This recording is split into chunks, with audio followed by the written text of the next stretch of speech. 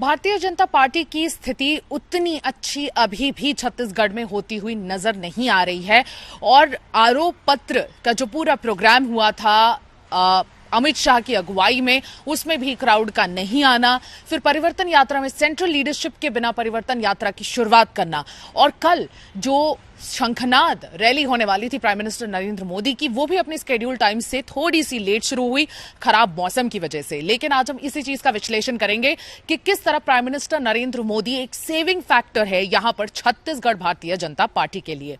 नमस्कार और जय जौहार, मेरा नाम सुमी राजप्पन है। आप सभी का स्वागत है छत्तीसगढ़ राउंडअप के इस नए एपिसोड में और आज हम इसी चीज का विश्लेषण कर रहे हैं कि प्राइम मिनिस्टर नरेंद्र मोदी कल आए तो उससे भारतीय जनता पार्टी के लिए कितनी मदद हुई, कितना फायदा हुआ।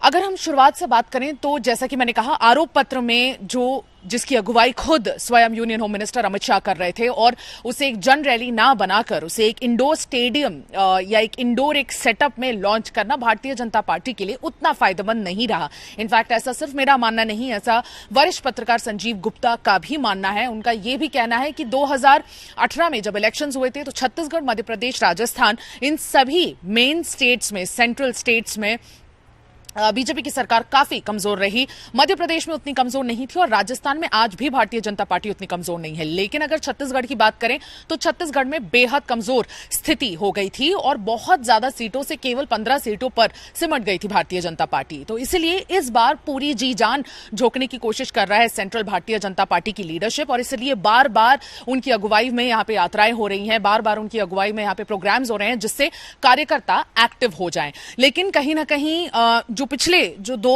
बहुत बड़े कार्यक्रम हुए भारतीय जनता पार्टी का, जिसका मैंने जिक्र भी किया, आरोप पत्र और एक परिवर्तन यात्रा जो बिना सेंट्रल लीडरशिप के शुरू हुई, उसकी भी अगुवाई यूनियन मिनिस्टर अमित शाह को करनी थी, लेकिन वो खराब मौसम के चलते आ नहीं पाए। उसके बाद नागपुर में लोकेटेड स्मृति ईरानी जो कैबिनेट मिनिस्टर हैं और बहुत बड़ा एक चेहरा है भारतीय जनता पार्टी का, उन्हें जगदलपुर तक बुलाया गया, लेकिन उनकी भी वापसी वहीं से हो गई। ऑन एंड ऑल ये हुआ कि सेंट्रल लीडरशिप के बिना परिवर्तन यात्रा जैसी बहुत बड़ी और इंपॉर्टेंट मूवमेंट जो भारतीय जनता पार्टी के लिए बहुत सिग्निफिकेंट थी, उसकी शुरुआत भी सेंट्रल लीडरशिप के बिना हुई। कल भी बहुत खराब मौसम था और खराब अरेंजमेंट्स भी थे। इनफैक्ट रायगढ़ में कई ऐसे सारे लोग थे जो बाहर ही वेन्यू के रुक गए थे। बिल्कुल एक खेत में इस पूरे प्रोग्राम का अरेंजमेंट किया गया था, इस शंखनाद रैली का अरेंजमेंट किया गया था, लेकिन बहुत पुअर व्यवस्था थी मीडिया के लिए भी और वहां के वोटर्स के लिए भी। कुल मिलाकर जहां से भी लोग आ पाए वो आ पाए, लेकिन जितने लोग अंदर एंटर कर पाए वो अपने आप में एक टास्क था। लेकिन जितने लोग बाहर रह गए वो पूरी देर प्राइम मिनिस्टर नरेंद्र मोदी के भाषण को सुने, लेकिन बहुत ज्यादा वेदर की मार भी उन्हें झेलने को मिली क्योंकि काफी कड़ी बारिश हो रही थी, मूसलाधार वर्षा। वो भीगते रहे लेकिन प्राइम मिनिस्टर नरेंद्र मोदी की सारी स्पीच को सुना। इससे ये समझ में आता है कि वो अभी भी बहुत बड़ा सेविंग फैक्टर है भारतीय जनता पार्टी के लिए, बहुत बड़ा चेहरा है और पीएम फैक्टर बहुत ज्यादा काम करता है आज भी छत्तीसगढ़ की जनता के लिए। भले ही कांग्रेस यहां पर रूलिंग हो, लेकिन भारतीय जनता पार्टी के लिए पीएम मोदी बहुत बड़ा फैक्टर है और यहां के लोग आज भी उनको सुनने के लिए किसी भी सिचुएशन का सामना कर सकते हैं। ये कल हमें देखने को मिला।